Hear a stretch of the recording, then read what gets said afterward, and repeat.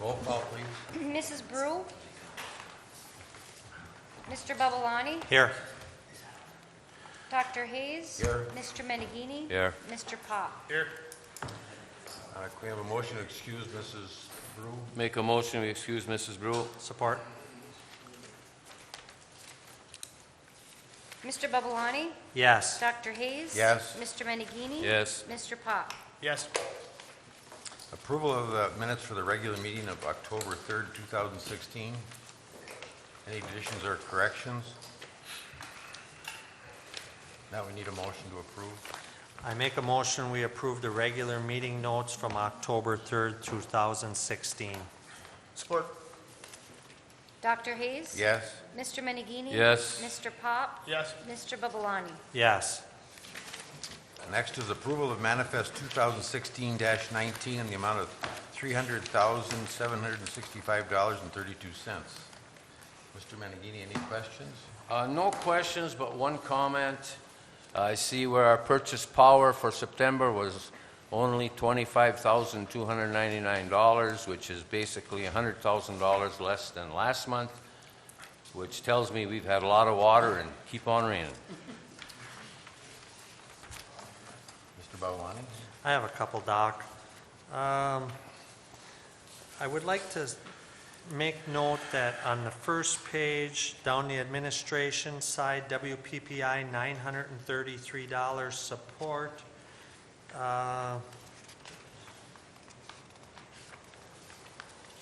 There's two other ones let's see here. For WPPI, there's one for the management data for 424. And there's another one here for computer expenses for 371 on the electric side.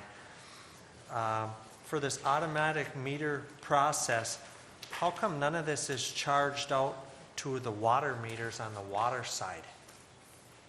I don't know, Mary, how are you setting it up? The 424, under that meter, that MDM, that's for the AMI portion of it. Right now, we're charging it all to electric because we don't have any of the water AMI meters in yet. Okay, so some of that's going to be charged Yeah, down the road to the... There's a flat fee and then there's a fee per meter right now that we're paying that equals that 424, but we've just been charging it to electric until they start getting the water meters in. So this AMI charge, this one here totals up to be $1,729.98. Is that going to be a standard, I know the administration cost for support is usually $933. Is the rest of this going to be taking place from now on? The 933 is actually just support for the North Star Billing. system. Has nothing to do whether AMI or not AMI. That was the support Okay. for the North Star system. The 371, that was, we're paying monthly an implementation fee to cover the cost of purchasing the software. That will come to an end. I don't know the time frame, Ray. I don't know if you do off the top of your head, but that 371 is a monthly fee that we're paying to pay for the software rather than paying a lump sum. But it's not long-term, it's not... Do you remember, was it 5 years? 5 years, I think it was 0%. Yep.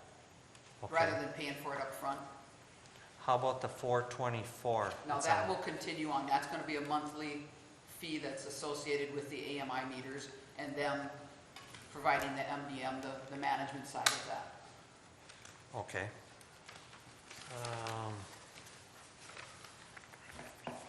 On the first page here, under administration, the third item, we purchased the Iron County plat book Yeah, we keep books in, we get for all the proper counties?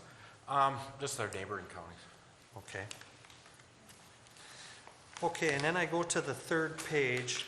I look at, under winterization program, we have that we purchased winter sand, 4-year stock, $1,800. And then I looked under what the DPW was doing in their brochure, what they've been working on, and they said they were screening winter sand out of, it must be out of our pit. Yeah, we've been stockpiling our winter sand.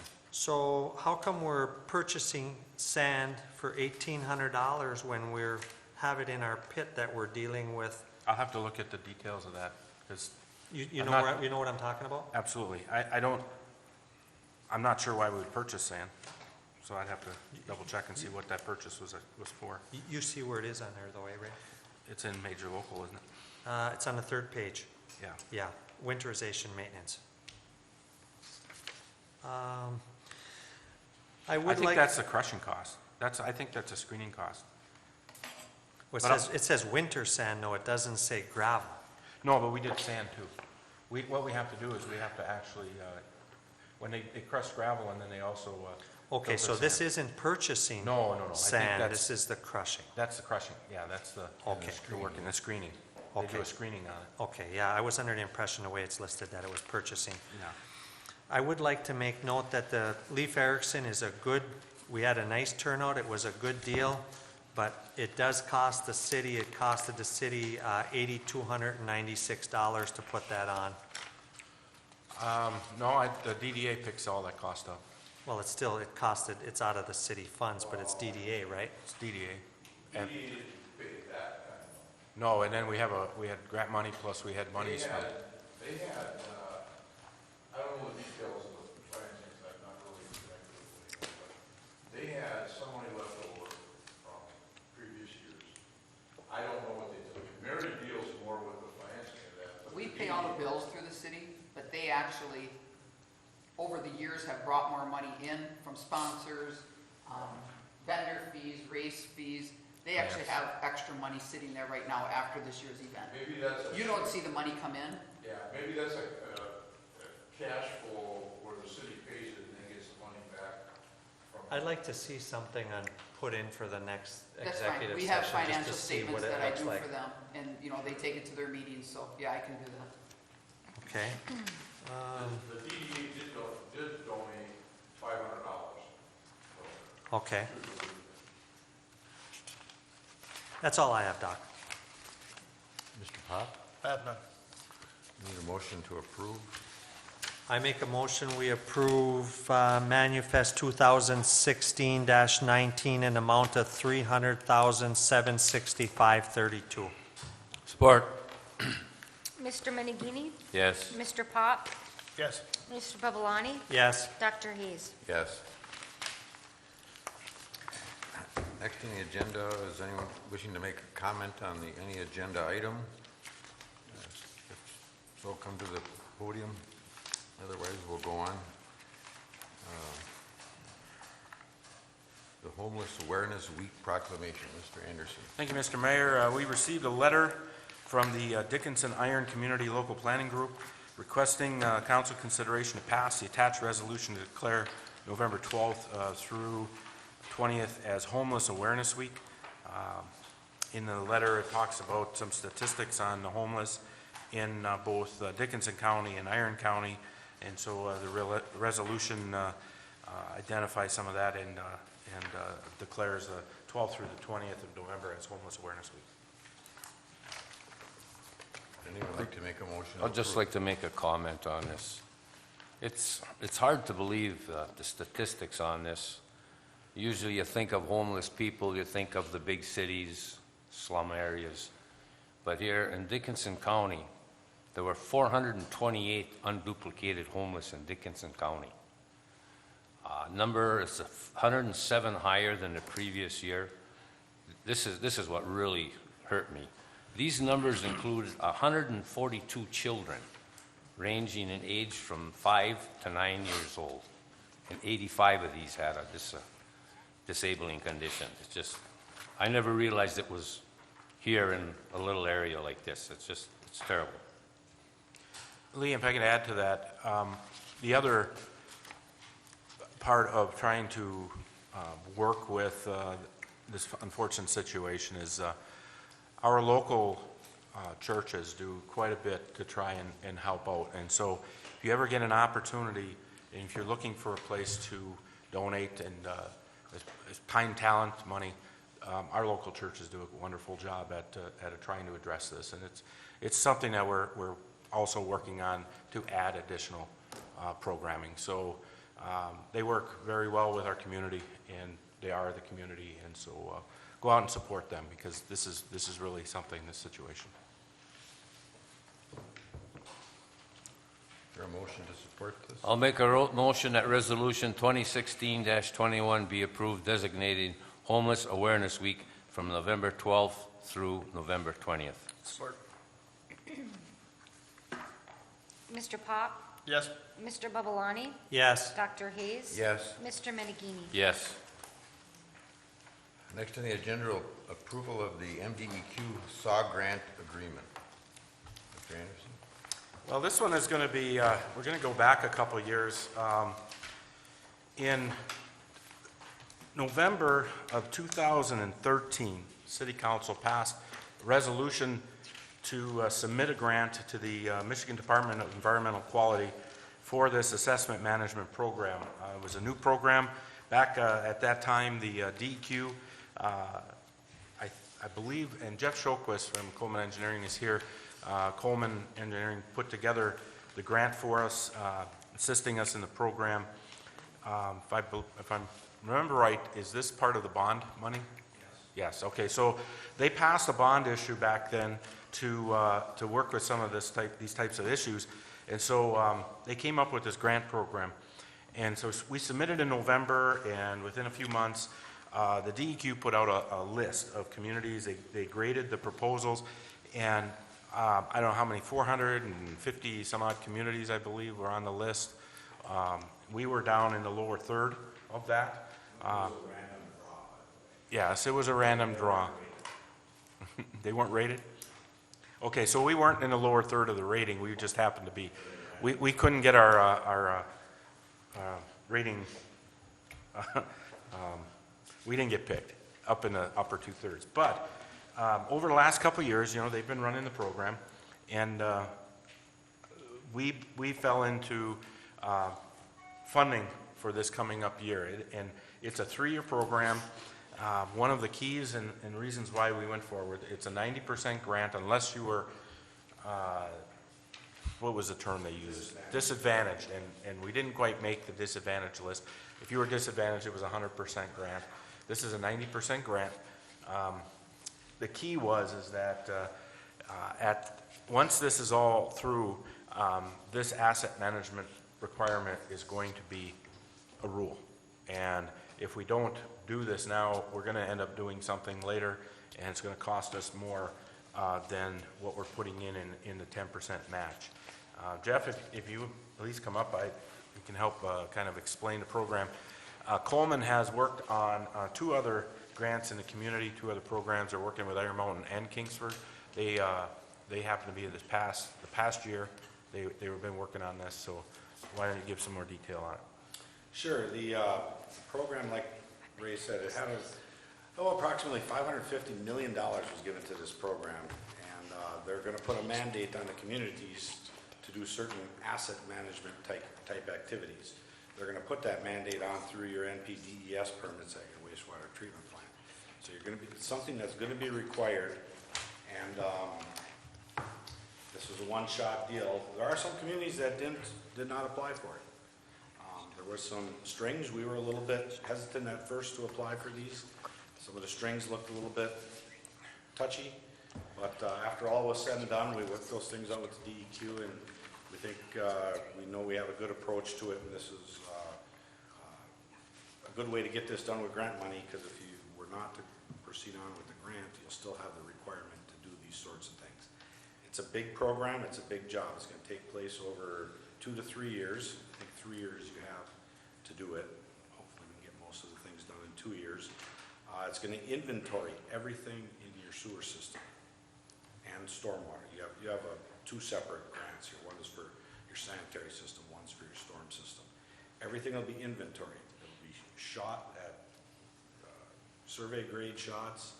You'll know the depth, you'll know the locations, the depths, the inverts, everything on your sewer system. Your plant will be gone through, and all of these things will be put on a GIS system. It's also a push for the state to get cities and townships more involved with the GIS process as well. And these are all grant eligible activities. So basically your sewer system, and this is just the sewer system. You gotta be careful not to involve the water system or anything else at this point in time, because that will have some grant ramifications. So we're gonna get the sewer system inventoried, put on the GIS system. There's gonna be lots of options with the GIS that we're gonna have to work with the city on. You know, there's very complicated programs, there's very simple programs. I'd imagine the city of Norway is gonna be kind of in the middle, because you want something that's high-tech and usable, but you don't want something that's too cumbersome to really run. You want it to be useful for you. So one of the disadvantages of this was a random draw thing. I'd never heard about that in a grant program before. They supposedly did a random draw. Norway was drawn in year 4 here. But, so we were kind of, you know, first human nature is to be kind of put off over that. But really it wasn't a bad thing, because we knew the money would be here eventually. And it got a chance to work a few of the kinks out of the system first over the first few years. So, everybody in the system's evolved a little bit over the first 4 years, so hopefully most of those kinks are out of the system now. So anyhow, we would start on this. Like I said, Ray said, the resolution was passed back in late 2013, I believe. Now, yous were selected, and I guess the grant agreement is there to be signed. It is a fairly intense program. The outcome of this program is supposed to be asset management. So, you know, a big part of that, a big part of the cost is the inventorying what you have. The next part will be evaluating what you have, giving it a condition rating, and starting to work with the city on what needs to be fixed, what doesn't need to be fixed, and you're planning, you know, what needs to be fixed in the next 5 years, what needs to be fixed in the next 10, 20 years. Getting that into a system, developing an asset management tool that can be used at budget time every year, looking at, you know, when you go to your budget time, then there's different options for what types of programs we can pick for that, for your budgeting tool. We're gonna have to go through that with the city staff and council and come up with, you know, there's lots of options on these programs. This will dovetail with your existing GIS system that's out there, so that shouldn't be a problem. Basically, that's the overview. It is an animal, though. It's a lot of work and a lot of data that's going to be collected. Do you think they're gonna mandate that the water system There's have the talk about it. GIS? There is talk about that right now. There, I don't know exactly how they would force you. With a sewer system, you have an NPDES permit. I suppose on the water system, there is a well, one of the operating things, permit of some kind that's every year on a water system. They're having discussions. Yeah. I think one of the things that the way that they're getting kind of around that mandating is with the grant program. You know, they're coming out, once they get through this, then it'll be a mandate through the permitting. On the water side, I wouldn't be surprised if they came out, because they have a water bond system similar to this wastewater bond system. I wouldn't be surprised if they did the same thing to try and entice the communities to go ahead and do it. You know, we've already gone through a GIS system set up in electric, and we were waiting for the water and the sewer for these types of programs, because we have the infrastructure in place. The other thing that it's good that we had a little bit of delay when you think about it, because our RD project will be winding down when we kick up on the asset management. So we won't be wasting any time doing something on old removed pipe and the plant. I think that's an advantage for us. So How much have we spent on the GIS system so far?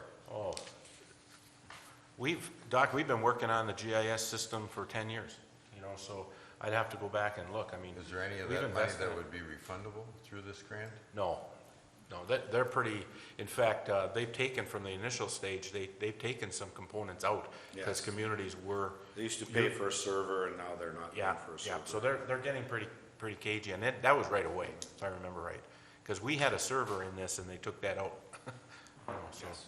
On the We've been water alright. side, I think if that ever comes about, that would be a big plus for us, because Oh, now sure. we have all the cards down there like we talked about Yep. a while ago, that if something ever happened in a DPW, Yep.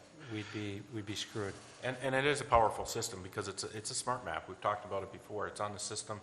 The guys, they're getting an understanding of how to use it.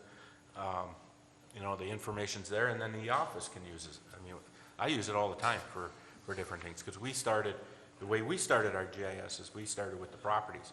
you know, with Jim Wiseman, he came in and he got properties on. We have a lot of that information online. You know, we're not waiting around or having to call or trying to look through files, paper files. It's online. And so, I mean, we do have our maps online right now, but they're not rectified. It's not a smart map. You know, you have to go in the field to verify. Like you said, you have to go down the cards. All of that would be in the system. And I think it's a tremendous value to have it. With the grant, you know, they're doing the right thing. They're encouraging the communities through this process to get it done. And then there's no excuse. You know, when we have it there, then we have a Because I think down the road, even if they don't mandate that process for the water, I do think we need to take a serious look at it if it's in our price range. And it will be a lot easier. Like I said, we got some grant strings here. We can't jump out tomorrow and start putting water stuff on this system, because this is dedicated to the sewer system for the first 3 years until your grant is closed out. Should we size the software program so it would, That'll be the it would yeah. accept the water side while we're doing it? Yeah, it'll be a compatible system. But I know where you're going with it. And, but you know, even if there wasn't a grant program, you're gonna have the software and the hardware in place where you don't have to get those things anymore. Yeah, just so we got a big enough You system could- while you they're, could add your water to it relatively easy. Nothing's 100% easy. Are you still working with Empower? We are. Yeah. We'll have talks to make sure that you want to continue down that road, because there are other options. Because that system we're using, you know, we started on the electric side, and then we have of course, our properties and that data, and that system can handle all of it. You know, so we'll have to see how that fits in with this process. No, we've yeah, I been- mean, if we have to upgrade some of the system that we had for the electric side while we have grant money, Yeah. so we can handle the water down the road. Yeah, it should handle. Okay. This would map the entire system, including parts in the township? Just in the city, I believe. I guess I'm not answering your question with great conviction. I think it's I'll in have the to system. check. I think it's just the city, but that's something I'll have to check on. Not, Because that's Well, still... we own you the have system, so ownership of that system? we have ownership of that system, so I think it's the whole system. Should be the whole We'll take a system. look at it. Yeah. So- And therefore, the 10% grant would be coming out of the wastewater budget then? That's correct. The, 10% of the Yes. grant? the in our matching would come application, on- we have most of it being done via force account. Because we're gonna need assistance when we're out there. There's gonna be some manholes we're not gonna be able to find. There's gonna be some that are gonna be paved over, so on and so forth. We have force account, city labor, if the city's working with us to, you know, bring the backhoe out and find this thing, dig it up, whatever, that'll be counted towards your local match. So it might not be hard cash. Still time and effort and money in one way, shape, or form, but yes. Any other questions? One other clarification, the actual grant agreement has not been sent yet. It specifies that in the letter. However, they only give you about 3 days to sign it and send it back. And that will be, you won't have time, or we don't think that we'll have time to wait until the next council meeting or a council meeting to approve the actual agreement. I did give you, they sent us a copy of the agreement, so you get a chance to look at it. But what we need to do is have authorization to sign it as soon as it comes in, sign it and send it on. With our luck, the real one will arrive on November 15th. Yeah, that's probably.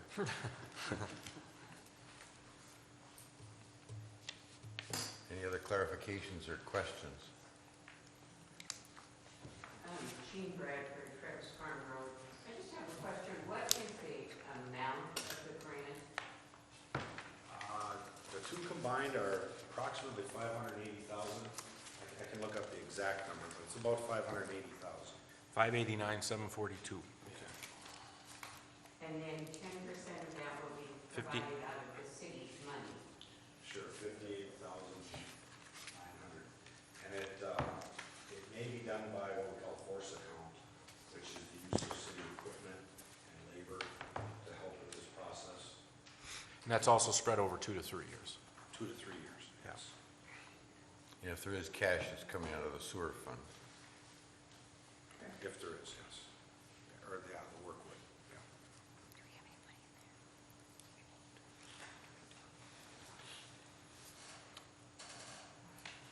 motion to approve this? I make a motion, we approve the MDEQ wastewater and stormwater asset management grant application. I'll support that. Mr. Pop? Yes. Mr. Babalani? Yes. Dr. Hayes? Yes. Mr. Menegini? Yes. Next, along the same line, is the MDEQ SAW Grant Professional Services Agreement. Well, this is the engineering agreement that will manage the grant. The agreement is for $383,884.50. That's the Coleman Engineering. Jeff, do you have anything further on the? Not really. This particular agreement went in with the application back in 2013, and it wasn't signed at the time, but it was a part of the grant application. The numbers haven't changed. On top of the engineering, there will be, like, cleaning and televising is a big item. That'll be contracted with a certified cleaning and televising company. So there's quite a bit of work going to be done there on top of the engineering work. Basically, our major items of work are to, most of our cost is actually in the field work that we're going to have. Having certified, it's called MASCO certified inspectors, go out to all the manholes in town, document their condition, do a sketch of them, condition rating on them, and get that information onto the GIS system. And then probably the next largest item is setting up and running and building the GIS system. And then really, although it's not the most major cost component, it's probably the most important one, is the actual writing of the asset management plan at the end. And there'll be public meetings involved with that. There'll be probably many council meetings involved with that, where we look at the condition of the system and we lay out basically to the DEQ, what do we prioritize as being done? What did we find? You know, is the whole system in great shape? Is it, do you have 300 manholes that need to be rebuilt, or do you have 100 manholes that need to be rebuilt? You know, answering questions like that. And then once you know that, you can start to prioritize, okay, should we do these? Should we do 10 manholes a year, 50 manholes a year, or whatever? And just start to get you thinking about really things that, in the case of Norway and most towns, especially somebody that's doing an RD project, you've went through your finances, you've looked at your rates, you have a good handle on your operation and maintenance costs. That's not necessarily the case in every city and township here in the UP and in Michigan. Some folks are very undercharging. Their general fund is subsidizing their sewer funds. That happens. And this is kind of to get them to take a good hard look at, are the sewer fund expenses going to the sewer fund, and what operation and maintenance do we need to do, and are rates supporting that? And that's, like I said, I don't anticipate any great surprises here in Norway, because you've done a good job over the years of keeping track of what's going on. But sometimes that's a different story. Ray, that 58,000 was in the budget That's been over a 3-year period. over a 3-year period. Yep. Okay.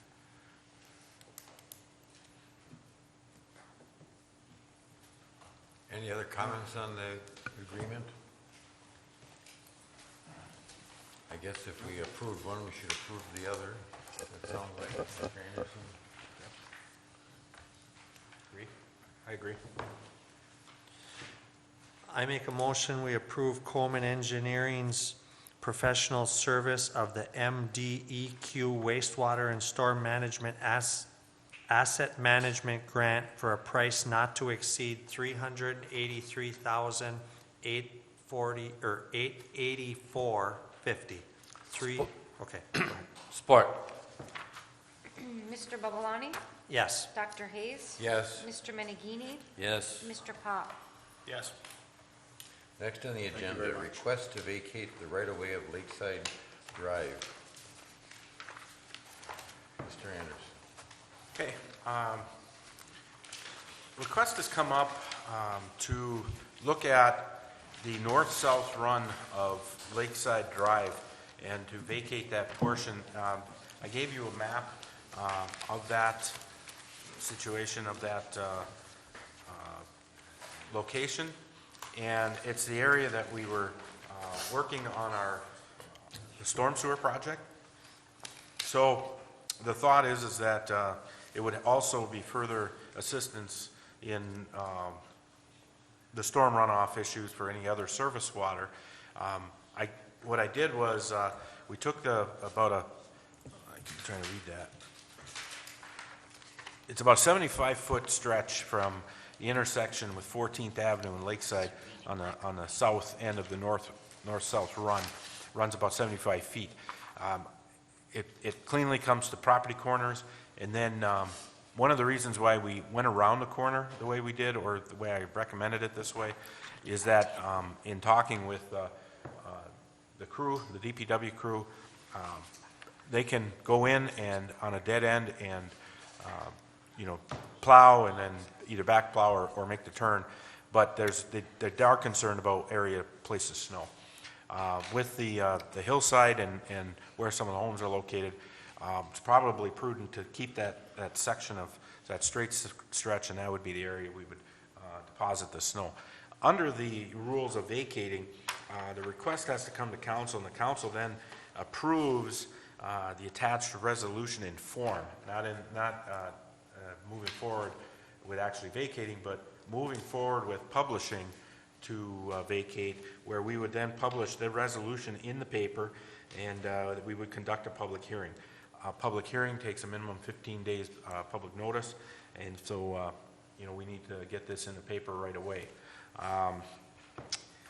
Once you have the public hearing, then you can adopt the resolution and either register it with the Register of Deeds, and we also need to send it to the State Auditor General. So put it up for council consideration. That top side, Ray, that looks like it's from the midpoint up, that's going to be left gravel, or is that going to be seeded? This portion right here. This portion right here? Yes. There's no decision yet on exactly how that's going to be resurfaced. I think we could. Yeah, I Well, think that's up it for would debate. look a lot better if it was all seeded up Yeah. to Miss Catlin's driveway. I'm for it. I thought it was a super idea. I don't see where there's any advantage to doing this.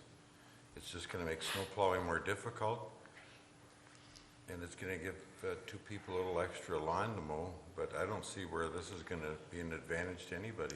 Well, you're still going to get washed down, Doc, even if you, we don't have it into the paving process, and we're still going to get it washed down there, not as much, near as much as we had problems with. And if you were to pave that down the road with the incline, you're going to have the same thing that we have over by Red Line, Valley View, where it's going to erode alongside of it. I think it cleans up the whole project over there. How do the neighbors feel about that, Ray? I see somewhere I read where two of them are okay with it, but you were going to talk to the other two? The Yeah, four people involved? Just secondhand, I heard that they didn't have a problem, but we haven't actually talked to them. So we have to do that as part of this process. We would definitely want to talk to them. Well, again, it's my opinion that it's going to disadvantage us in snow plowing. They're going to have to back up. Why not make a clean sweep around there with the snow plow? Once it's gone, we won't be able to get it back.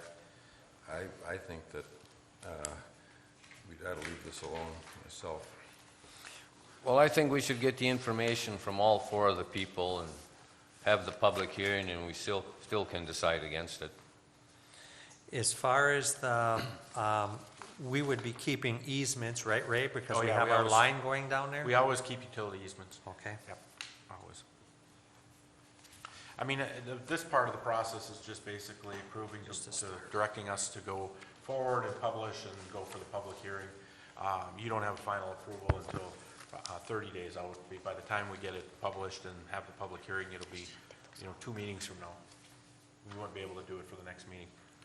So, Again, it's going to disadvantage the city, so why go through all this process if it isn't going to help the city somehow? It certainly isn't going to help the neighbors, so, you know, if people want to go through with it, that, I guess that's a vote of the council, but to me, it doesn't make any sense at all. Well, it's gonna be one less spot we have to go through with the grader, and it's gonna be a lot less dust, so I guess we'll have to wait and see what the neighbors say. I think it's a super idea. And I'm willing to wait on what the neighbors say. Well, you need to pass a resolution then, or pass. Okay, I'll make a motion that the attached resolution be approved and a public hearing be scheduled to hear the matter. Support.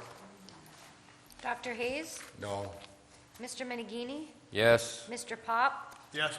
Mr. Babalani? Yes. next on the agenda, approval local road project 2016 change order number 1. Mr. Anderson?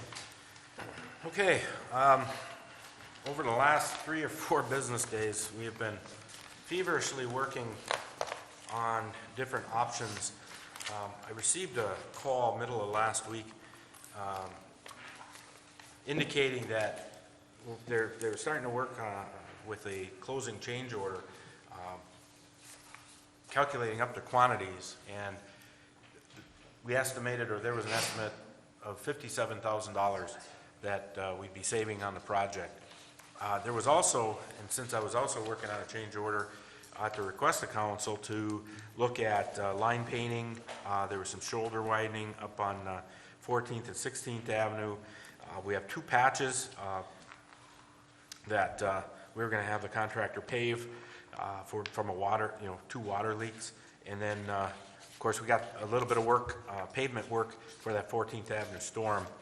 So what I did was I put together what those costs were individually. I gave them options, and I gave you a layout of how those, if you can pick and choose, it's kind of a buffet of options. Right now, before we even get into the options, the overall approved budget for the job was $500,000. There's $25,000 in engineering. Baco came in on the job at $393,000. And then our 14th Avenue storm sewer was $64,011. We had a remaining balance at that time of $17,988, or just shy of $18,000. In looking at the options, then, well, first of all, the deduct for the project was it's going to be $57,000. So, you have roughly $80,000 to work with. When you look at the options, the water fund, the 2 patches by with the water project, those will be paid by the water fund. So that was $2,700. That's actually not going to be part of the budget discussion, simply because it's from a different fund. When I calculated it out, there was a request to look at the cost if we add it on to the project, which we have to work rather quickly because Baco's crushing machine is already gone. And we talked to Scott Moran, who's on the job, what he could do with removing the pavement, working with our gravel, and so I got a price from him, and we looked at what segments would be the best to try and target.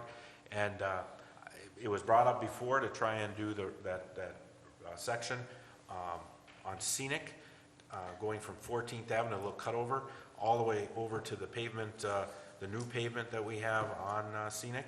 We just shy of hitting Valley View. That's about 1,800 lineal feet. I had the contractor quote that up, and we got confirmation that we'll just use unit pricing for the paving. So getting Scott Moran's price, it comes out to $54,861. If you add in, I'm just assuming you're going to add in option 4, which is finishing off your storm sewer at $7,400, that leaves you with $12,727, a deduct for the whole project. So the council has to decide, you have options. You can leave it at that and say, okay, we're gonna have a $12,727 savings. You could include all the other options, and then increase the amount of the budget from 500,000 to the final number that you come up with. Or you could take that 12,727, and we have to do this rather quickly. We have to get and see if that combination, I don't think the paving is going to be as much of a problem, but I have to make sure Scott would have enough time. But look at how much extra footage and where we'd go with adding pavement. So right now, I did it this way. It's kind of confusing, but it's a buffet style so that you can look at it and really just give us a direction. What do you want us to do? So I'm going to turn it over. I guess what I would like to see, the pavement rates are so low right now, I think we need to keep stepping forward. We already okayed the transfer of the money. I do not want to go over that amount, but I would like to see us pave that section on Valley, or not on Valley View, on Scenic. I'd like to see us take and pave Scenic, and then we'd have a remainder of 12,727. I would like to see us start on the top of Valley View and head north as far as the money would take us, because that was on our top priority list when we were in budget hearings, looking at that area also. And it would not need any under pavement work, just the pavement tore up. It wouldn't need matting or anything like that. So we could make quite a progress on that side of town. Well, we wouldn't have the advantage of having the machinery going through there first. That would be the one problem. But you're talking about, at least on Scenic, tearing up the pavement, hauling it out, and then hauling in our gravel that we got in our pit. Yes. Yeah, we would, I think that because Scott Moran is taking the pavement out, and we're going to have it deposited up on our pit, we'll use it in the future for grinding and adding to our gravel. He can do the trucking back. So trucking-wise, I think Scott will still be able to do that, but using our gravel, he gave me a price of $7,500 for the 1,800 feet. So we do have that price.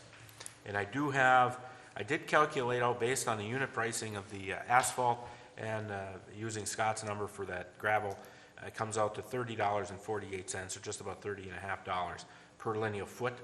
So with what we have left, be about 418 feet, lineal feet. If we did Valley View. Yeah, to do extra would be about 418 lineal feet. I think it's a good idea. My question on 14th Avenue down to Scenic, that little stretch that goes straight south and north down to, I believe, Augustison was there. Yes. Is anything going to be done with that? Is that included? We didn't in include Scenic? that. We could include it on this if you wanted to do that. But that's going to be a major project there, isn't it? I mean, because Well, that's... if you want to redesign that. Well, as far as I'm concerned, no. Yeah. Because if you redesign that, that's just going to make Scenic Drive that much more of a speed lane. And there are steady issues up there with vehicles going fast. And why our police department can't catch them, I don't know. They've talked to the people. I've seen them up there. And as far as I know, they haven't caught anybody. But there's more kids, little kids in the neighborhood now than there ever was. And I'm telling you, that Scenic Drive is just, you see them go by, you can't get your license plate. They are flying. I've been through there twice and had the police watching, so. No, they haven't caught anybody that I know of. That But I little- know they're patrolling it. That little jog that Lee's talking about, I mean, if we could do that without engineering, I know when we were in budget hearings, we were talking about that, and that was like $100,000 for a couple hundred feet. 50,000 it was. Was more than that, wasn't it, Ray? I can't remember. I want to say like around 42 or 30. It was expensive. It was 50,000. Was it I 50? recall. Yeah. Well, I would. If we don't need it engineered, that would be good, because I mean, that, If you just leave that's it in the same, shot. if you just leave it in the same configuration. Same configuration, Then you just do yes. the same. 90 degree both ways. Yeah, if we could do that for the same price, then we should do that, but I think we Just should do continue the on extra from, paving. on 14th, you continue on down, and then. Sure, then it would all be done. Then it would be done. You could do that too. Yeah. And another option would be, instead of making a small section of Valley View good and the rest of it not so good, it would be to, again, widen the road on Scenic there, just so we have room for because I see a lot of people, when I go through there, a lot of people walking down that road and bike rides, and eventually that's gonna be, we're gonna have a trail going from Strawberry Lake to the spring. It would obviously go down right next to that road, so we could see about widening the road a little bit, and putting the money into that road instead of just a small piece on Valley View. I go on that road quite a bit myself, Doc, and it does seem narrow. I don't know what it's supposed to be, but Well, there's if another we could car get coming. If we can get a little wider and put a stripe there, I think we'd be much better off. I don't wanna see people getting hit. I encourage people to walk all the time, and I see people walking there, and I don't want to see anybody get hit by a car. And if we had a little bit wider and a stripe, then I think that would add to the safety, because a lot of people go up to the spring. But the amount of money that we have left, if we did not do anything on Valley View, we would be able to do the little drop that Lee was talking about. Oh, yeah. But we wouldn't be able to do widening unless we came back and changed the money an amendment. Right. And I don't think we should do that. I think we should just, I'm with Lee, do that drop and then not do Valley View, do that drop, and then the whole stretch would be done. We But would I don't also think. catch the intersections on both of those locations. And we could possibly, I know you mentioned it late last week, we could possibly just carry that up the TV Hill Road a little bit, just to, Just you know, around by the storm sewer. yeah, because just it's around by filling the up storm with- sewer and around, so that will act like a filter, you know, for that gravel. And part of this would be making a little better shoulder too, Yeah, yeah. because it's, Yeah. that might solve the problem right there, just getting a decent shoulder, because there's so much of that road. You go off the road and you gotta drop like that, you know, on both sides, from washouts through the years. Well, I think we're all in agreement then that just fixing up Scenic Drive, the part that needs to be done, finishing the project would be the best way to pursue this. And that's my feeling, strong feeling as well. And Whatever not we go can get for done any there. money, Doc, not extend the project money-wise any further than what we already have. Right, yeah, Right. so let's do the corner and the straight stretch, and I'd like to see it straightened out, but I think Lee's right, that would just increase the speeds. Yeah, I'm in agree.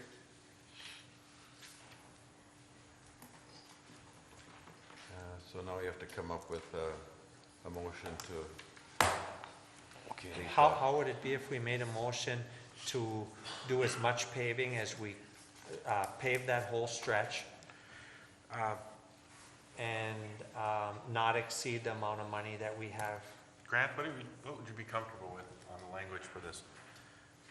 I struggled with even putting this together just because, you know, I didn't know where you were going with Yeah, it. so I see, and you put a lot of work into it, Ray. I appreciate that. Well, I think you're kind of looking at the pleasure of the council. I think it's been the pleasure of the council and the direction from the council to maintain and focus on budget and being within budget. So I think it starts with that.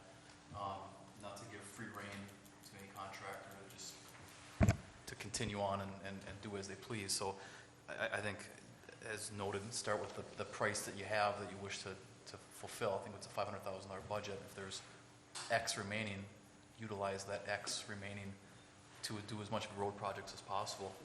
And I think you need to have some direction as to exactly where the starting point is from the previous agreement.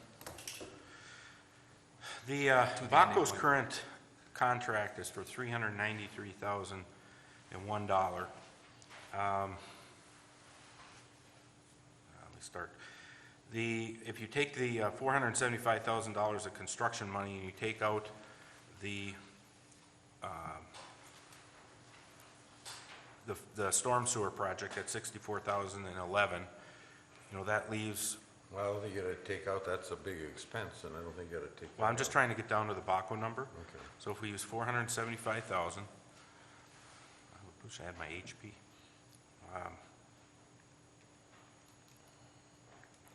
So that's $410,998 total. That would be the total Baco contract, you know, to put you at the budget. So then you subtract out the 393,001, and that would be a change order of the $17,988. So what you would be doing is you'd be adding that $17,988 to Baco's number. Well, no, you wouldn't add it to Baco's, you'd add it to the project because you got to take Because you got Scott's Scott numbers Moore out in of there, it. Yeah. So basically, between between Scott and Baco, you would have $17,988 more. That should be, So are you pretty comfortable thinking that we can do that whole stretch and come out to where you? yeah. If you think about it, without actually looking at the map and scaling it, 400 feet is, it's a decent block in town. Am I right? Yeah, I think it's, so I mean, you look at that section of 14th, I mean, that's probably well within a standard block. Yeah, I think so. too. So I think we're pretty close. How are you gonna pay Scott? Through Baco or through his 14th Avenue? Well, for this one, we'll have to pay him through, we could pay him directly. If this is above and beyond his normal, we could pay him directly. So do you want the motion to say to pave and do that whole stretch? What would be Yeah, it's 1,800 lineal feet. It's from the 14th Avenue. The cutover is 14th Avenue. So it'd be from the intersection of 14th Avenue and Scenic to, there's a cut line from our previous project on Scenic. It's 1,800 lineal feet. Yeah, there's a cut line just before the, Just by Schultz's house. Yeah. Yeah. So is that how you want the motion to read? If that's the council's pleasure. I mean, is that- I guess, as long as it gives. As long as it's clear. Right. Yeah, I think we're all in agreement with that. I make a motion, we do the paving project from 14th Avenue Scenic intersection to the cut line on Scenic, not to exceed the previous motion's amount. What was it, 500? I think it would be 17,988 with a total aggregate to not to exceed 500,000 for the road project. Yes. Got that? Support.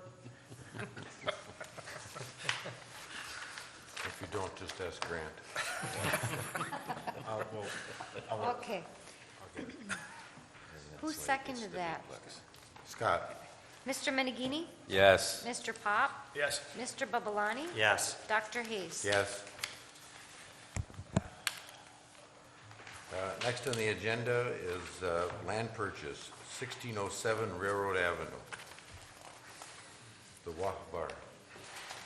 Yeah, we had opportunity to, and we've done this in the past, where we have a specific reason for public good to remove this from tax sale and redevelop. Of course, this is the Bar, 1107 Railroad, and we purchased it from tax sale. Is it 1107 or 1607? It's 1107. Yeah. I think it's 11. Okay, I saw that in your someplace too, there was a different address. Yeah, on the Dickinson County description page, they've got 1107 Railroad. Yep. I Oh, got that's right, 1107. okay. Got it. So the agenda's wrong. No, I got 1107 up there. Yeah, he's got 1107 on the bottom. Wow, it's You on the got front page. 1607 Oh, on 16, the yeah. It's on communications. the front page. The report is 1107. 1107, okay. By Friday afternoon, multitasking so much, I guess we I can deal with understand that. numbers. One thing I didn't put in here because Trish was, she took off to the football game. What's the next resolution number? This is a little discombobulated. 22, isn't it? We were scrambling on We Friday just did afternoon. 21 here. We just did 21. 22, so So that would be 22. 2016-22 is a resolution number. Unless there was some other resolutions there along the way that. I No, didn't- that's, so it's 2016-22. And like I said, we've done this before. We're gonna, try and get that property redeveloped and get into residential. We got some opportunity with someone like Habitat that is definitely interested. We've done this before where we've received our monies back once we sell the property and get that taken care of. So we need council approval on this resolution for this project. One question, Ray. I don't ever remember, was there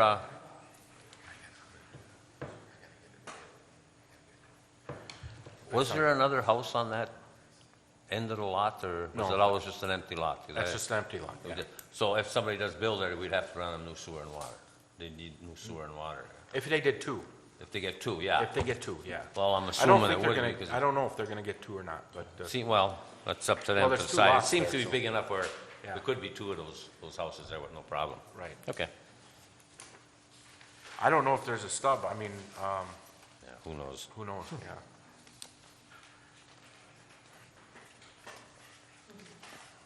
Anyway, that resolution 2016-22, council consideration. Any other discussion, or would someone like to make a motion to approve? I'll the make a land motion that resolution 2016-22 be approved by the foreclosed property purchase authorization 1107 Railroad Avenue. Support. Mr. Pop? Yes. Mr. Babalani? Yes. Dr. Hayes? Yes. Mr. Menegini? Yes. Approval of professional engineering services for softball, baseball field design, Marion Park.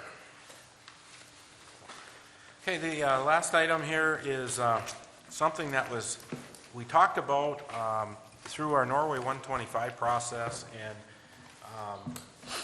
actually through the Friends of Norway, where, you know, it was an idea that we would be able to assist in moving forward with the new softball field, which is in the recreation plan. We targeted the area right by the right across the road from the senior league field. There's a need for additional ball fields. I mean, they're using our existing softball field, but it's mainly minor league and practice fields. But with the girls softball especially, it's just going crazy. And right now they're using the Little League field, the upper Little League field, and they should have a field of their own. It's a slightly different in the mound area in the infield.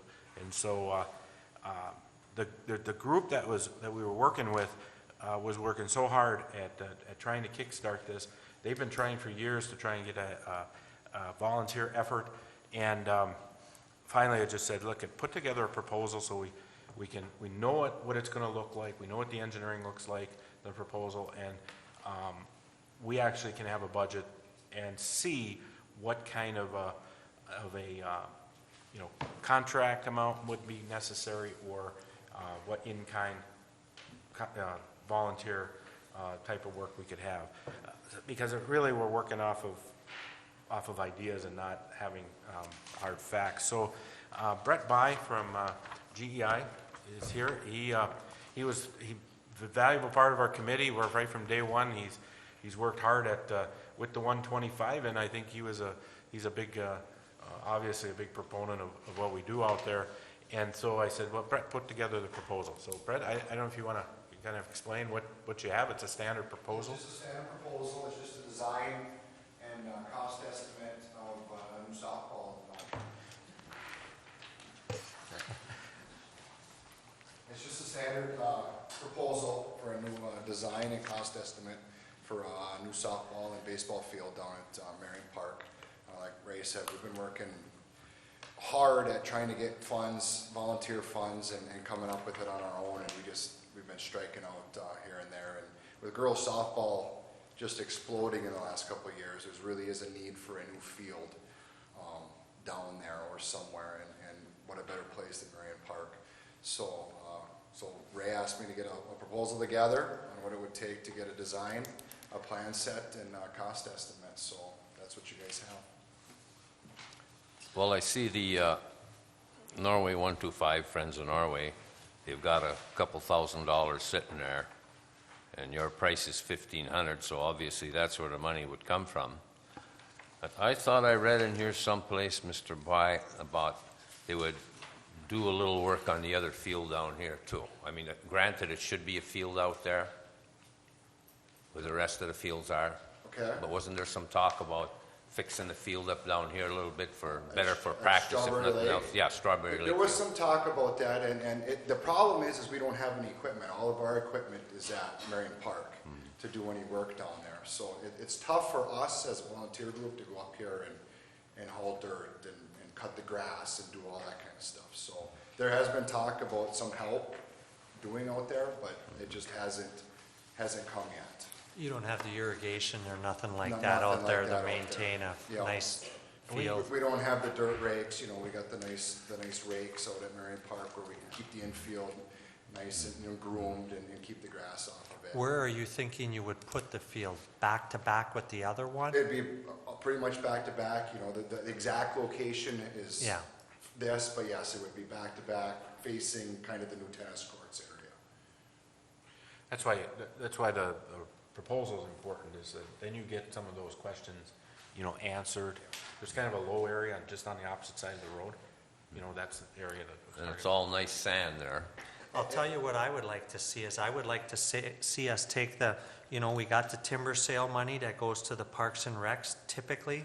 I know Ray wanted some direction on what to do with that money.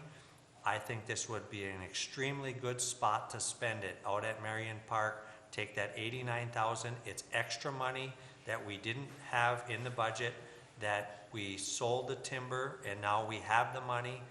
I think we should take that $89,000, invest it in the ball field and improvements out at Marion Park. Tag that money for that. And it was mentioned in the past, there was nothing official on it, but it was pretty much general consensus.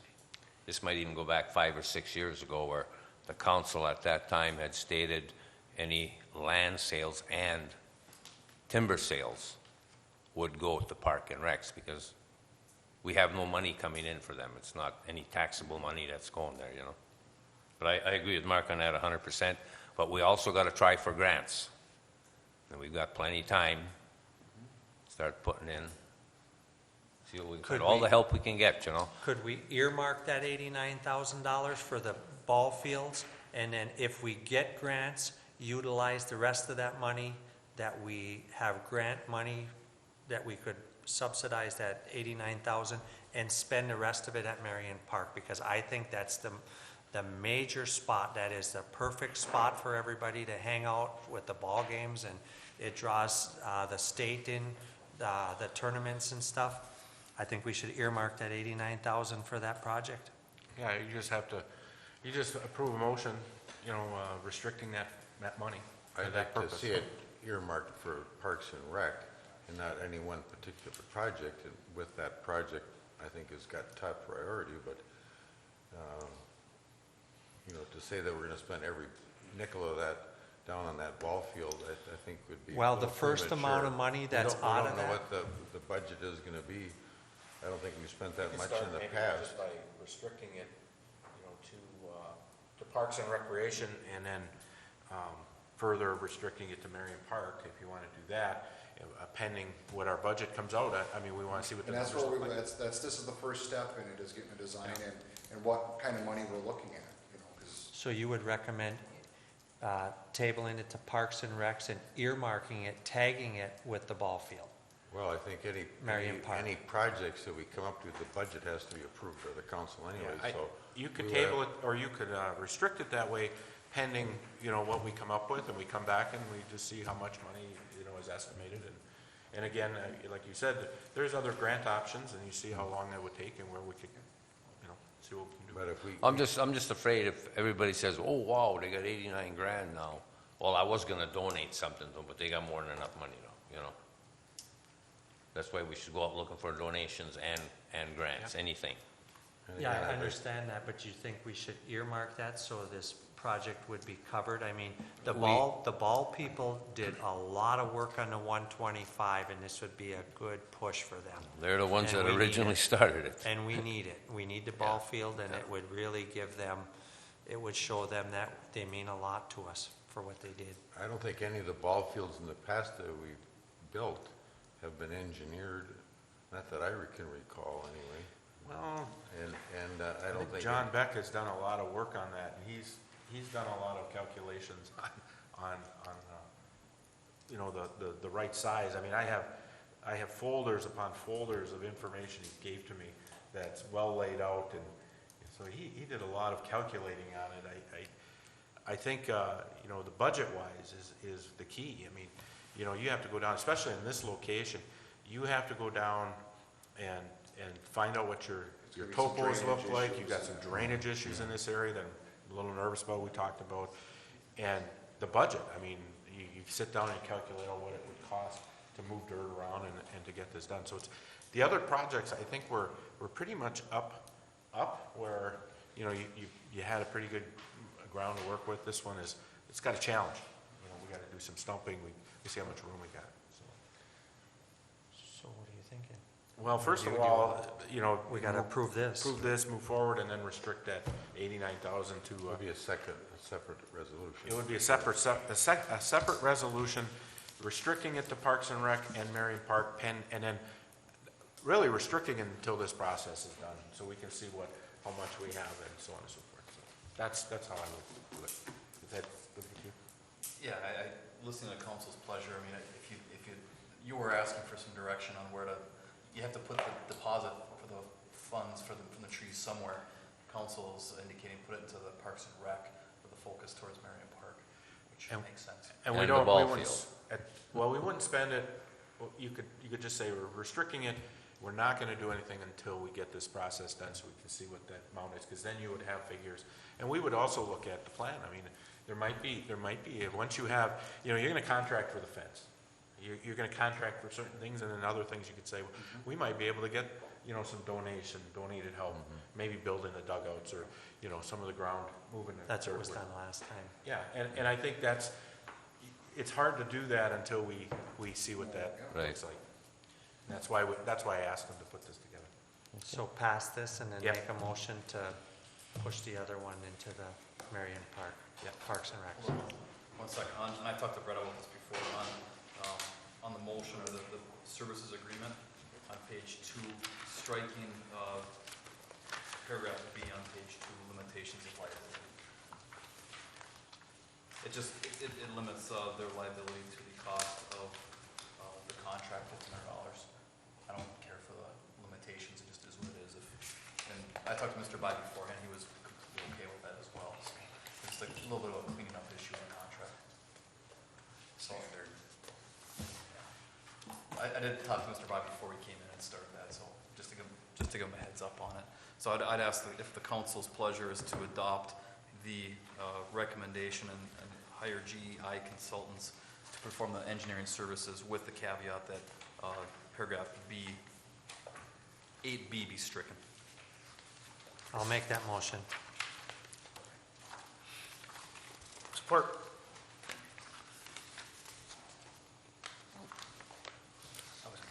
Mr. Babalani?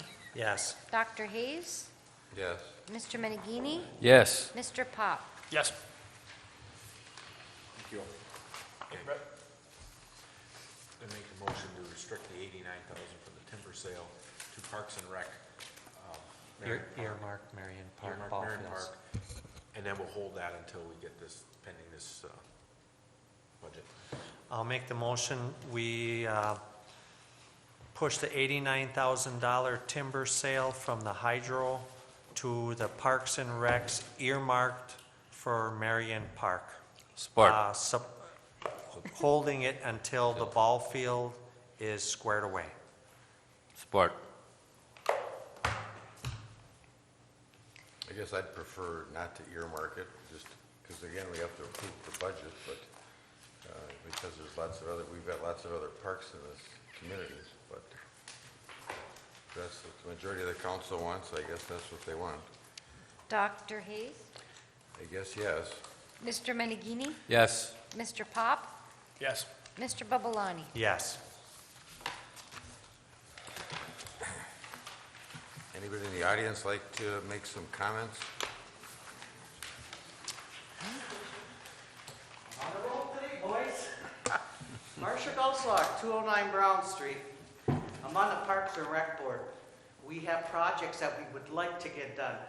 We had like to use some of that money. So now you've taken that basically out of the control of the Parks and Rec, earmarked it towards Marion Park. Not every child in the city plays softball, baseball, or whatever. There are other projects small projects that we wanted to work on.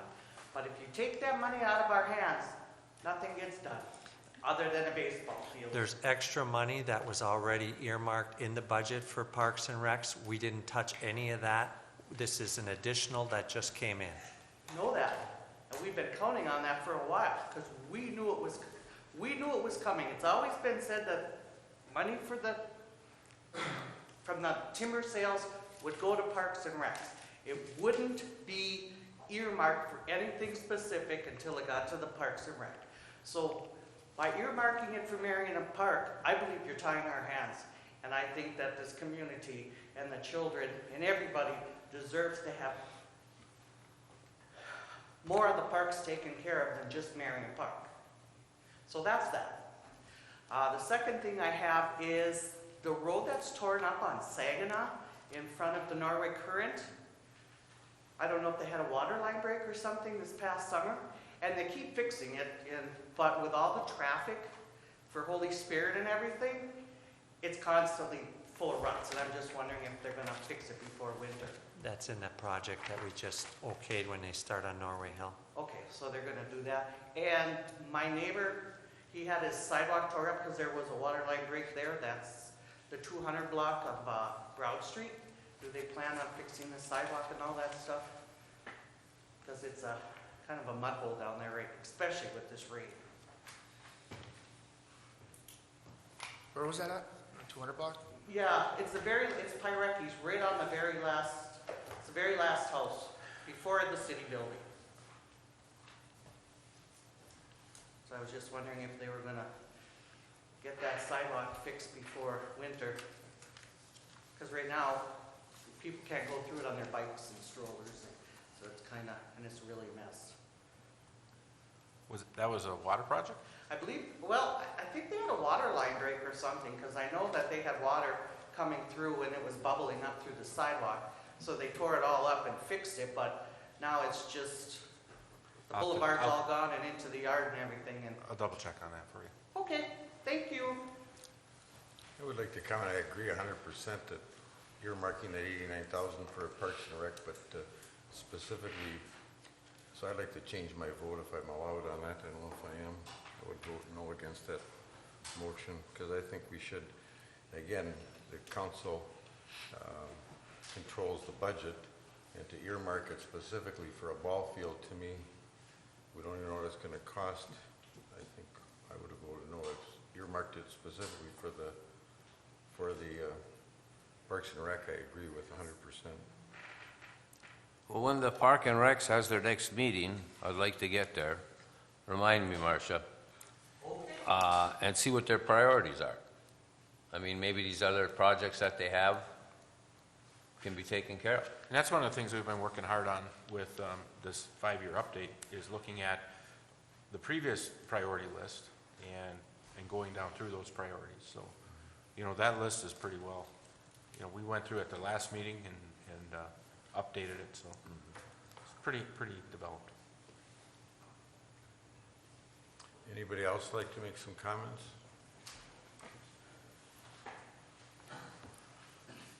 Jean Bradford, 2465 Travis Farm Road. I've repeatedly said that I do not think the city of Norway should be in the real estate business. And here you are buying land on Railroad Avenue for habitat housing, was that correct? Well, that was one option. How much are you paying for this property? Back taxes of $3,200. And that consists of one lot? That's actually 2 lots. 2 lots. Okay. And Railroad Avenue is our truck street, is that correct? That is a commercial street, yes. And yet residential can be in this vicinity? Yeah, on that side of town, because those are all houses, that's residential. I mean, it's residential now, it's mostly residential. Okay. The other property that you purchased, the Spring Valley property, has any of those lots been sold? Is there any progress on any of that investment? Well, that's out for sale. There hasn't been any progress on it. So how much do we still owe on it? I don't have that off the top of my head. I don't have that number off the top of my head. I would like to add, Gene, that we've had a lot of problems up there by the old Bar, and what it was going to be, our speculation, what it was going to be used for, is not acceptable, what we were thinking for that area. So it's going to be like 2 residential houses? Could be 1 or 2, right, Ray? Yeah, I mean, that's, Okay. Well, that was just my comment then. Thank you. I'd like to respond to your comment about the Spring Valley land. That, again, was an essential purchase. If we were going to annex Marion Park, the golf course, and all our land out there into the city, we had to have Spring Valley Ranch. We had to be contiguous and had to be vacant. And those lands are now, all those lands are open for development in the future. So I think ultimately it's really going to benefit the city greatly by us buying that land and annexing all that into the city. But when you spend money, like a little bit ago, we spent like $18,000 to add electrical lines to a project that was to be, that never came about. That's just money that you put out and you don't regain any money. Well, hopefully this will regain a lot in the future. When the housing market picks up, when the people build around here, we've got places for people to build now. We just have to develop it, and of course that has to be careful. But we could not annex that property. I forget how many acres it was. You remember? Not off the top of my head. Several hundred acres, I believe, anyway, that we annexed into the city, so we enlarged the city because of the Spring Valley purchase. I think it was like 40 acres. No, No. the 160 acres across that we own, plus the 80 acres of golf course, plus another 80 acres of Marion Park. So it's actually was more. I went back and I looked. It was more like 60, 65 acres of Dave Anderson's property. So. Yeah, we were then able to annex, like I said, several hundred acres into the city. I did say 40, but you know, I was just kind of coming up with something off the top of my memory.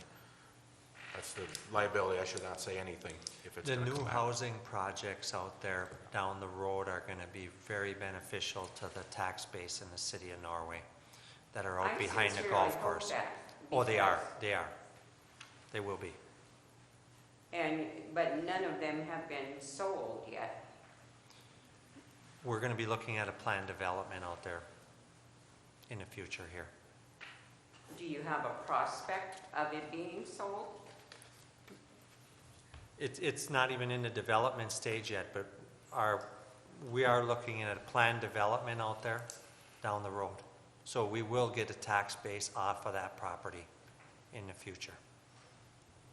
Well, I certainly hope I will be here to enjoy that.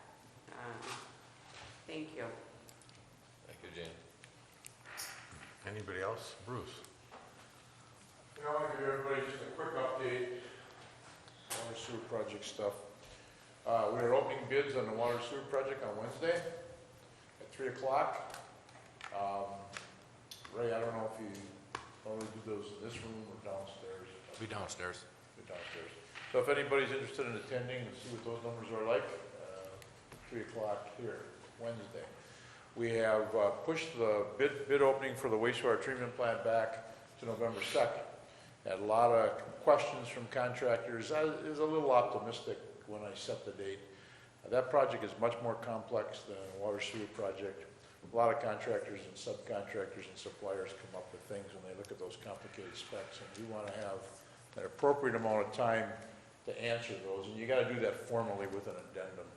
So in order to do that, we've pushed that back. That will be on November 2nd at 2 o'clock here, hoping not to have to push that back again. And we have, looking at the plan holders list today, checking it, which anybody can do on our website. It looks like we got on the water sewer project 15 potential general contractors looking at it. You know, there are other suppliers in that have taken the plans and specs electronically, we do know. So I don't think we're going to get that many bids. I am expecting we might have I'd like to see us have 5 or 6. There's some people from way down in the valley and around that may not bid it. On the wastewater treatment plant side, there's, best I can tell, about 5 general contractors. So I'm hoping we get 3, 4 bids on that. The indications are, particularly on the wastewater treatment plant side, from a couple contractors, that they think that project will be under our estimate. it's kind of a crapshoot with the water sewer stuff. Those prices are all over. So we'll know a lot more on that after Wednesday. I did mention to Ray, you know, we're trying to expedite things because we had a goal to try to close these loans by the end of the year because of the interest rate thing. So I mentioned to Ray that on Wednesday, after we open bids, if we are in budget, or maybe even if we aren't, we can figure out quickly what we want to do. And if we're happy with the low bidder, and I'm in a position to recommend award, I asked Ray whether he thought you folks would mind considering a special meeting to award that contract in lieu of waiting till November 7th. That's several weeks off, at least 2 weeks. And we'll see what happens Wednesday, but I only bring it up in case we'd want to do that, to just keep the paperwork moving in order to enhance meeting our goal, closing these loans before the end of the year. So, any questions? Why would we need a special meeting again? Just to approve this, I know, but. Because the next. They're not gonna start till next spring anyway. No, but we're trying to close the loans by the end of December. There's a lot of steps to take to get to that point. And after opening bids, the next formal step is to formally award contracts based on our recommendation, contingent upon rural development concurrence. That's the way it works. And the longer we wait for any given step, the more we potentially interfere with our goal of getting these loans closed by the end of the year. So that would be the reason we'd be 2 weeks, we'd save 2 weeks out of however many weeks are left between now and the end of December. There's not that many. So that would be the reason to do that, but let's wait till Wednesday, see if we're okay. I mean, if we're over the budget and we have to start analyzing what we have to remove, get things in order, it may take enough time so then it wouldn't be worth considering doing that. And it may turn out we won't do it anyway, but I only bring it up just so that if it comes up, you heard that it could come up. Well, we should establish when we'd have the special meeting now, I would think, if we're going to have one. We don't know, though. No, you don't know. You don't have to do it tonight. You can call a special meeting anytime. There's a notice requirement. I don't know what it 48 is. hours. What is it? Yeah, 48 hours. Yeah, so Ray and I will see what happens Wednesday, see if we think we want to do it or not. I just want to do everything we can to maximize our chances, because we don't know what the interest rates are going to do starting in the quarter January 1st. They're going to go up. You know, we got new ones now. They're still kind of okay. So let's see what happens. Anybody that's free would like to come to the bid opening, we'd love to have you, see what the numbers are. I'll have some ideas right when we're done as to how we stand. So. Okay, thanks. Anybody else in the audience like to make a comment?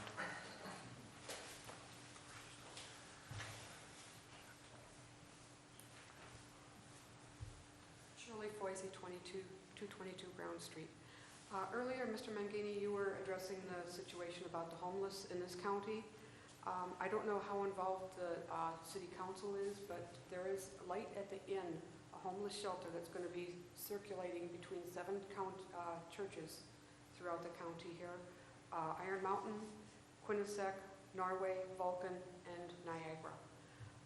Is the council going to be possibly promoting that we will have a location here? I don't know if we even have any homeless people in this city. Well, we just passed a resolution supporting, that was Homeless Awareness Week in November. That's all we did was pass a resolution that we recognize it. So I don't think we're planning on doing anything as far as getting involved with the churches. The churches are working with the Light of the Inn, the number of churches in the community, and there's a number of steps. Local law enforcement was just brought into a meeting to discuss this, so we fully plan on participating in the community, with Iron Mountain and Kingsford, with the county. So I think that's a positive step, and I believe, is Iron County involved in that too? don't think so. But yeah, we're planning to, participate. We just have to get some of the details down. Well, there are training meetings coming up, I think the next 2 Thursday nights. There's probably more information on the website, and they need about 400 volunteers to get this program to work. And there are going to be several, like 3 different shifts at each church each night. So it's a real involved program. Yeah. I'd like to see if we have any people here in our own city be able to be helped by this. Thank you. Thank you. Anybody else like to make any comments? Mr. Pop, do you have any comments? I'd like to say good job on the Leap Erickson thing that we had downtown a couple weekends ago, and also congratulations to Jada Lassiter for winning Miss Norway through that. They had the crowning or whatever that is. Please drive safe on our construction that we have going on up on the north side of town. Trying to make that better for everybody. And also, please come out and support the football team this week. It's a big game, Iron Mountain, Norway. Big rivalry that's been there for a while, and go Knights. Mr. Babalani? I got a couple things, Doc. Being we got Jeff here, I'm pretty disappointed the way that Coleman handled the process of the street up by Larson Radiator there.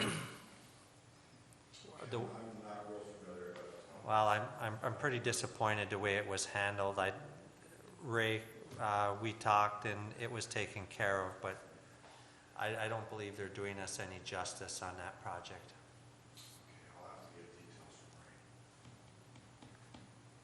Any other comments? That's all I got. Mr. Managini? Again, I agree with Scott about all the construction on the hill. Looks like they're making very good progress. And the last 2 meetings, I had a little upside, and I got a couple more upside items. Tonight's paper, Norway made the headlines, front page of the Daily News again. Norway Scout partners with community to install Hanbury Lake. A special thanks to Sawyer Redfeld, who's getting his degree in Boy Scouts, and he was helped by Dennis Newens, who was a Scoutmaster. The Lions Club donated Corky DeRook, WPPI Energy. Mr. Anderson was involved in that, and it's on the dock out there. It's very, very nice on Hanbury Lake. And another hats off to Kathy LeBeau and her husband Pat for having their open house basically from, I believe it's 5 to 8 o'clock every night for Halloween. It's something you should go see. It's a kind of a dead-end street there, which causes a little problem, but it's very nice, and hats off to them. They did a great job, and there's a lot of people going up there. That's all I have. I had a question. Are we getting anywhere with dealing with the mine inspector and what we're responsible for? Maybe we should be asking Mr. Carlson. Thanks, Doc. This doesn't seem to go away. This is, I'm just curious. Well, we were insulted. well, and that's, So and we that's, hope I it think, don't why go it's away. not going anywhere, because and rightfully so, frankly. If I was threatened with arrest for walking on my own property, I'd probably get a little fired up myself. I've been playing some phone tag with the mine inspector, as well as with the local DNR, another one of the contacts I've been following up with. Haven't had any success in touching base with either one of them. I have been doing some research and have been digging around a little bit and have developed a few ideas on some of the conversations I'd like to have with the mine inspector. But I would suggest that it's a process working with another local elected official. He believes he's doing his job and doing it to the best of his ability, and be happy to work with him as best we can, but also realizing that the city of Norway, we're concerned about both protecting our citizens and the mines, the old mine pits, but also conscious of the costs that go along with that, and not being willing to spend any money that is not our responsibility and belongs to the taxpayers. So the progress continues, but I would suggest, and I've talked to Mark a little bit about this as well, some of the statutory language is a little bit gray. Whenever you start getting a little bit gray, you have disagreements over exactly how to interpret things. So it's just an ongoing issue that will continue to be addressed at the forefront of my focus. Try to get justice for you, Doc. Well, yeah, the other part of the issue is that there's land for sale up there, and it's my understanding that the DNR has told people that they cannot build on that land. So I'd like some resolution on that. That's right at the end of our sewer system. If people want to build there, we certainly need more sewer personnel, and for the DNR to tell someone that they can't build on a piece of land, they have to be standing on pretty rock-solid ground, I would think, or they're holding themselves for liable. Of course, they're governmental immunity, I guess, but... I'm not sure exactly the comments that the DNR made in that regard as far as the buildability of the city of Norway's property. Well, it's not the city of Norway's property, it's the landowner next to the city of Norway. Well, that'll even be going further than I don't know enough about the landowner's property that's not ours. Okay, well, I was told by good authority that the DNR has told people that they could not build on that land. With all due respect to the DNR, I defer to the local title agencies and local realtors, and perhaps the attorneys would be looking at it, but with all due respect. Okay, well, I just want to know if it can be sold and if it can be built on. That's the only comment I had. Mr. Anderson? I just want to thank Sawyer Riekveld. He with the dock. I think he did a tremendous job. It was very difficult working with contractors, working with our Parks and Recreation Committee. I think he did a fantastic job. Also, it's unfortunate, but the Knights of Columbus didn't get tagged in that, and I told them about the strong efforts they kick-started the donations. Unfortunately, the representatives couldn't make it to the picture, so I think that was unfortunate. But I'd like to make sure that they were noted, because they had the fishing derbies, and they've done a lot of work. They've really taken on Hanbury as their project. And then Sawyer also got congratulations. He was Mr. Norway. Is it Mrs. Miss Norway and Mr. Norway? That's what it was. Yeah, Sawyer was Mr. Norway. So he's our Eagle Scout, our dock builder, and also Mr. Norway. So congratulations. And congratulations also, I almost forgot, for Edgy Ball, who was posthumously announced as Mr. Norway.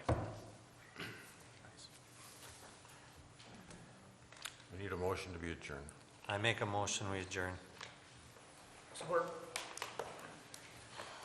Mr. Babalani? Yes. Dr. Hayes? Yes. Mr. Menegini? Yes. Mr. Pop? Yes.